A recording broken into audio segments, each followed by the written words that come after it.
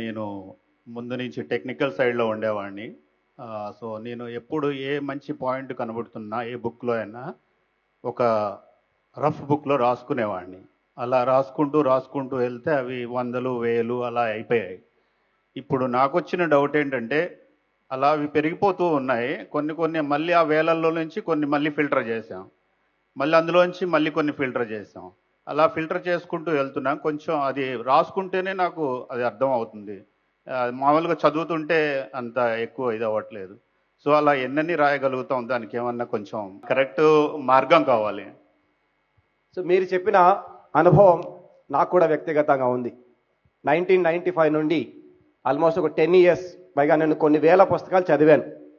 మీకులాగే ప్రతి పుస్తకం చదివినప్పుడంతా అందులో నుంచి నన్ను బాగా ప్రభావితం చేసినవి గుర్తుంచుకోవడానికి నోట్బుక్లో రాసుకుంటూ పోతే ఒక 40-50 నోట్బుక్లు అయ్యాయి నాకు కూడా.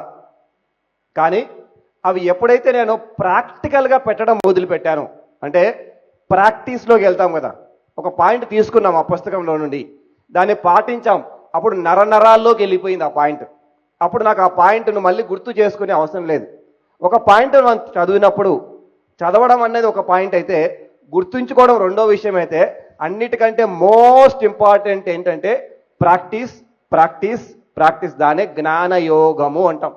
ఎప్పుడైతే మన జ్ఞాన యోగంలోకి దిగుతామో 6 నెలల తర్వాత ఆ పాయింట్ మన సబ్ కాన్షియస్ మైండ్లో ప్రతి నరంలోకి ప్రతి సెల్లోకి వెళ్ళిపోతుంది. ఇంకా అప్పుడు మెమొరీ లాసు, గుర్తుంచుకోకపోవడం అనే కాన్సెప్టే లేదు. మన మెమొరీ మీద ఆధారపడితే మనం ఆల్మోస్ట్ నేను ఒక 25 ఏళ్ళు కలిసి కష్టపడి ఇంజనీరింగ్ చేశాను. నాకు ఇంజనీరింగ్లో నుంచి ఒక్క పాయింట్ కూడా ఇప్పుడు గుర్తులేదు. మేము మెమొరీ ఏదో ఒక 6 నెలలకో 3 నెలలకో లాస్ అయిపోతాం. ఇది లాస్ కావాల్సిన జ్ఞానం కాదు, ప్రతి అణువుకు వెళ్ళవలసిన జ్ఞానం. కాబట్టి జ్ఞాన సాధన, మనం ఇన్ఫర్మేషన్ తీసుకోవడం ఒకటి, గుర్తుంచుకోవడం ఒకటి, అన్నిటికంటే మోస్ట్ అంటే చివరి పాయింట్ సాధన. ధ్యాన సాధన తర్వాత నాకు ఇలాగే ఉపయోగపడిన ఒక ముఖ్యమైన సాధన అంటే జ్ఞాన సాధన, ప్రాక్టీస్. అది థియరీగా మిగిలిపోకూడదు. థియరీగా మిగిలిపోతే అది అలా వృధా అయిపోతుంది. దానివల్ల మనకు వచ్చిన లాభం ఏమి లేదు. పెద్ద స్పీకర్ అయిపోతాం. చాలా గొప్ప గొప్ప పద్యాలు వల్లెవేసి, మాటలు వల్లెవేసి, ఏమేమో చెప్పేసి అందరిలో గొప్పవాడిగా అనిపించుకుంటాం.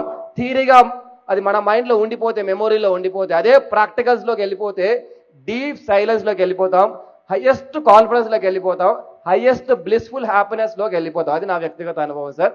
సో ఈ రోజు నుంచే మీరు చదివిన 100 పాయింట్లు ఒక్క పక్కన పెట్టండి, ఒక్క పాయింట్ అయినా సాధనలోకి దింపడానికి ట్రై చేయండి. ఖచ్చితంగా మీరు అన్నీ గుర్తుంచుకోగలుగుతారు. Thank you very much.